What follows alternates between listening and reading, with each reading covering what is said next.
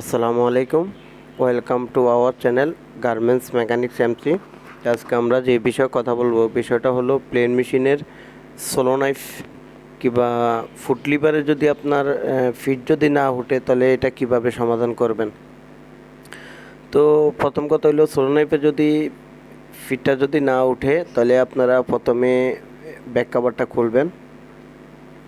Back কাভারে যে nut করা আছে সব করা নাট খুলবেন। খোলার পরে দেখেন এই যে ব্যাক কাভারে আমরা সব কটা নাট আমরা খুলতেছি, যেতে এখানে অনেকগুলো নাট, এই কারণে অনেক সময় লাগতেছে। তো এটা আসলে মূলত ফুট লিভারের যে রাবার আছে ওই রাবারটা নষ্ট হয়ে যাওয়ার কারণে ফিট ওঠে না। সমস্যা শুধু এটাই। এই যে দেখেন আমরা ব্যাক কাভারটা খুলতেছি।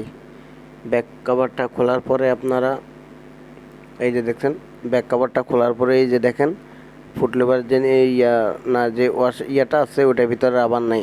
প্লাস আপনার নিচে ফুট লিভার যে ইয়াটা আছে ওটার নিচে আপনার একটা রাবার থাকে, ওটা হলো ববিন উইন্ডারের রাবার।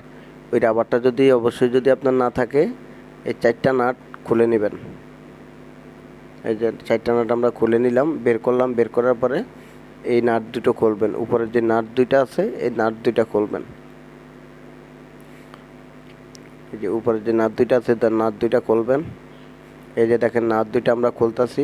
খোলার পরে এই নাটের নিচে আপনার একটা রাবার থাকবে, 2টা রাবার থাকবে। আর ওই যে এটার মেন যে গোড়া ফিজনা একবারে নিচে একটা ববিন উইন্ডারের রাবার থাকবে। এই যে দেখেন রাবারটা, আর ওই যে দেখেন নিচে একটা কালো রাবার দিছি।